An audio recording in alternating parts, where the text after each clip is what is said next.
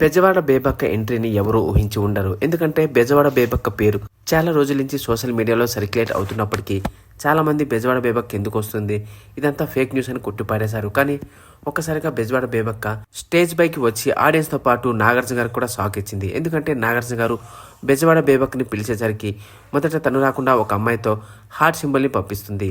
అలా నాగార్జున గారు మరోసారి బెజవాడ బేబక్కని స్టేజ్ మీదకు రమ్మంటే ఇంకో అమ్మాయి వచ్చి మరో హార్ట్ సింబల్ ఇస్తుంది.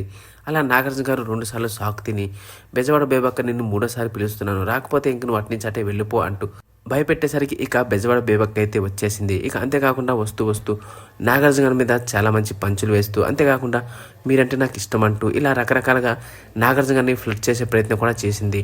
అయితే బెజవాడ బేబక్క పర్సనల్ విషయానికి వస్తే తను డివోర్స్డ్, పెళ్లి చేసుకున్న తన హస్బెండ్తో సరిగ్గా ఉండలేకపోయింది. అందుకని తనకు డివోర్స్ ఇచ్చేసిందట.